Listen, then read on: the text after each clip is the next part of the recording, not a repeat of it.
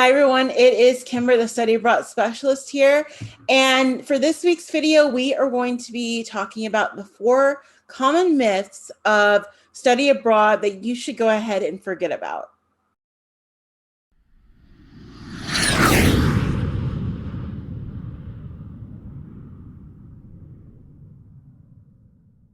So as someone who has been working with study abroad students for the past, I don't know, what is it, like 6 or 7 years now? I don't even know what year it is at this point. What day is it?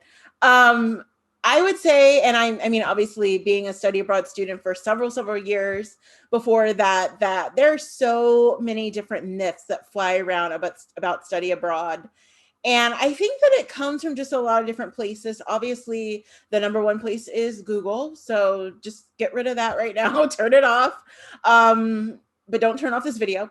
But I think that, there's so many different things that people think when they study abroad. It's really interesting that, I've been in this industry, whether it was as a student or as an advisor or as a business owner for over 10 years. And it's still a subject area where people don't really understand unless like they have friends that have done it, or unless like they have been just researching it since they started school. They know obviously what study abroad is. It's not really that hard to figure out, but I think that it's just about being able to put all the pieces together. And it's really great because there are so many different options for study abroad and so many different lanes, if you will, of whatever your sort of interests are or wherever you want to travel. There's so many different options. And I think that that is probably one of the problems. When you give people too many options, it overwhelms them and they just start pulling back. That's human nature, right? People like choices that are easy, simple, that they can figure out, and that's going to be directed at them. And that is part of what I do when I advise students. So if you are interested in learning about my study abroad advising, please go ahead and click down into the link below. The link is also on the screen. You could just type that into whatever search engine you are currently using. And also go ahead and hit that subscribe button if you haven't already. I definitely want you to stick around and watch more videos.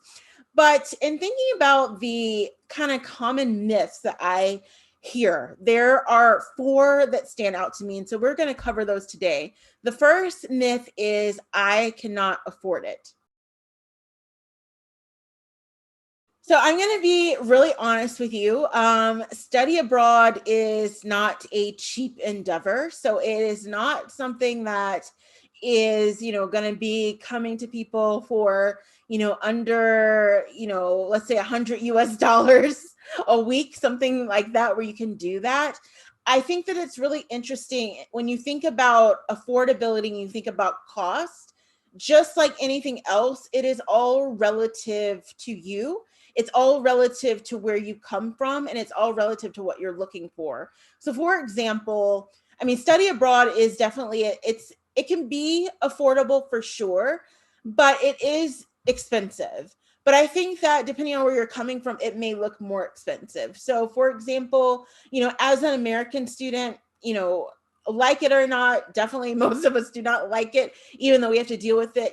Our cost of education is very high. So if you are going to a private high school, you may be paying, between $20,000 and $60,000 a year for a private high school. This is not even college level. For our colleges, you could be paying up to $90,000 a year. For grad school, it could be even more than that. And of course, it is outrageously expensive.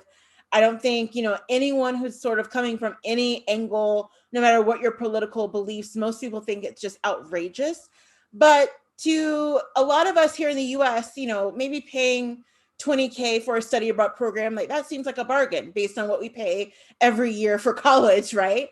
But if you're coming from a different country, like let's say you're coming from the UK to the US, you're thinking, man, this is really expensive. I only pay, 7,000 pounds a year or less for my education every year. This is a lot of money. And again, everything in between that you could think of, no matter where you're coming from, where you're going. So I think obviously that the term expensive is very relative.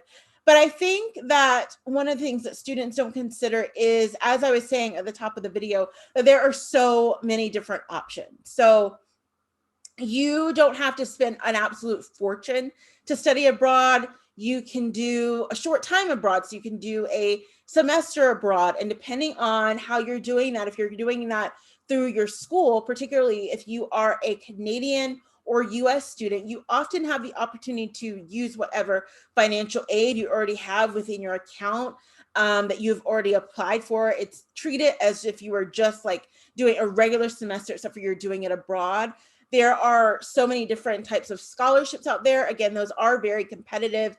I can do videos about a lot of the popular ones in the future, but there are opportunities out there. I know that if you are in a place like the UK or Ireland, they have a lot of bursaries that you can use or that you can at least apply for.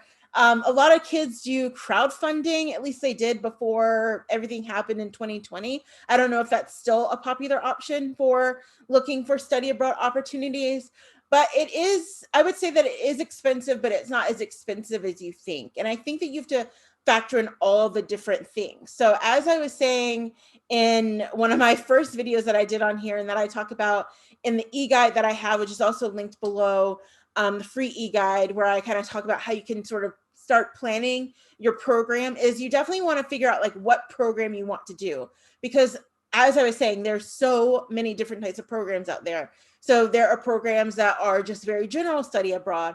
There are ones that are targeted specifically for students who want to do art, who want to do law, who want to do business. There are programs out there for students who want to do a semester at sea. So you're, studying on a boat. There are students, that want to just do 2 weeks abroad, that just want to do like an enrichment program. There's so many different things out there. And so it doesn't have to cost an arm and a leg for you to do it. And I think that that is one of the things that when students, like most people, when you go to your search engine, like I was saying, and you type in study abroad, all the stuff comes back to you. And a lot of it is not relevant to you because you're like, how do I navigate this? And that was part of the reason why I started, my business, started the Live, Study, Learn Abroad Association, because I wanted students to be able to sort of have a place where they could find the information that they need that is relevant to them and that actually makes sense to them.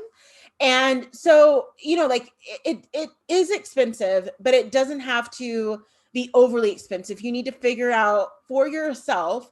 I always like to say, like, start out with how much you actually want to spend or how much you can afford to spend, how much your parents can afford to spend, and then work back from there. So factor in kind of the key things. So you're going to want to figure out like, where do you want to go? And then from where you want to go, like, what are the types of programs that are available? Are you going to need to find housing, or does it come with housing?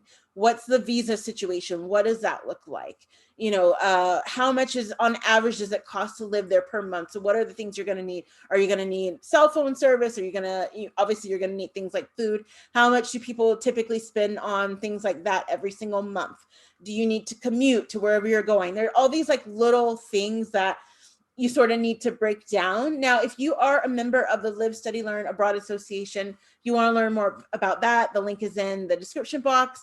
But we basically go through that. So that is our first module about sort of getting started with your first month away. But even before then, like that's once you've actually signed on the dotted line and you are headed towards your study abroad program, you actually need to get there.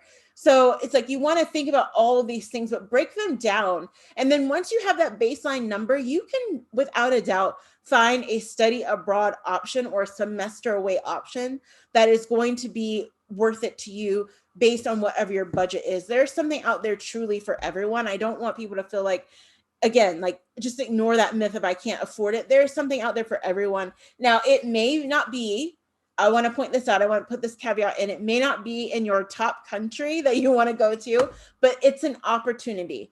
So figure out what your budget looks like for study abroad, how much you can afford, every month to spend on your basic necessities and also some fun as well.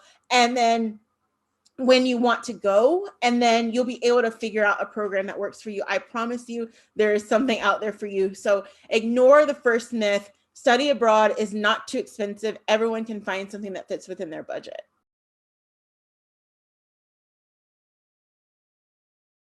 So the second myth that I want you to ignore is that there's only one time within your studying career that you can study abroad, which is either your junior year if you are here in the US, or in your third year if you are in the UK or in Europe or in other parts of the world. That is absolutely not true. There are students as young as 8 years old. Yes, 8 years old that study abroad. I know that that's kind of crazy, but there are some programs like that. Obviously, they are fully supervised, and a lot of times parents go along as well, and they don't last as long as traditional study abroad.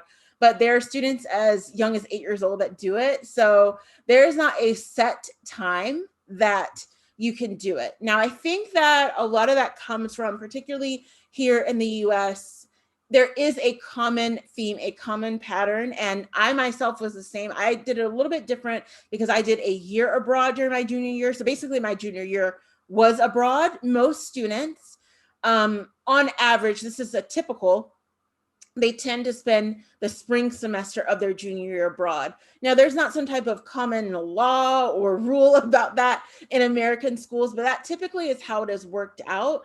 It's a really interesting thing, especially now, someone who has, worked with students from all around the world and who has studied in different countries. I didn't really think about it until I sort of stepped away from the American college system. But, our system doesn't really factor in people wanting to do different things. Unfortunately, it's a very sort of straight and narrow of this is how you are, this is the semester you're in, this is this. So it doesn't really factor in if you want to jump off and do an internship, if you want to jump off and do study abroad, if you want to do that. A lot of that is sort of baked into the cake, if you will, unless you're very fortunate, like me, like I was, like I always say, my college that I went to, they were just really, kind of really open for anything. And I was sort of, one of the only, it was a really small school. And so like, they really wanted people to just to kind of be their best selves. And so, when I came up with all these ideas of, oh, I want to go do an internship here and I want to go do the, like, they were just sure, like, okay, go ahead and do it. But most of the time that does not happen. There's so many different restrictions because number one, understandably, like schools want you to graduate on time. And so there is a lot of interest around that, but also too, a lot of schools feel that by junior year, like, you're sort of in this place where you've gotten most of your kind of mandatory classes out of the way. And junior year is basically, it would be like the version of like a second year if you're in the UK or somewhere else. So, but I know in the UK and a lot of places, a lot of kids do, like they may do study abroad in their final year of undergrad, or maybe like if they do like the gap year or whatever. I can get into all that in a different video. But I think specifically for my US students and some Canadian students too, when you're thinking about that junior year, like that's when a lot of people do it. But there's no set rule on that. It's just that a lot of schools have it built in that way. And the majority of college students and university students here in the US tend to study abroad with their university. So they're on that track. But even if you're doing an independent program like I did, you don't have to do it junior year. It's just that a lot of programs tend to say that, by then you typically obviously have hopefully matured a little bit. And also too, like you've gotten some of the mandatory sort of vital classes that you need out of the way. So now you're just working on your elective credits. It's a little bit different, but don't let that discourage you. I mean, if you are in high school right now, you can look on this channel. I have a couple videos, I think, about how to study abroad in high school. I also have some blog posts that I can link to below on that. As I was saying, there are kids that do it very young. There are also people who are a little bit older that do it. So even people who are, let's say, like returning students, maybe you have returned after, being in the workforce for a while. Maybe you're starting out at a community college or a local college, or maybe you're even in a full-time college and, maybe you're a little bit older. You could even be, someone's grandma or something. Like that's great. It's like there's lots of people, because again, in the world that we live in now, there's so many people taking on different opportunities. So again, you don't have to be like, a young college student going into your junior year to study abroad. You can study abroad at any time. And I also too will, sort of get into some of the more independent options. I have talked about that in other videos, but there are independent options. So if you are actually just enrolling in a program abroad, that is a version of study abroad, but it's more independent based.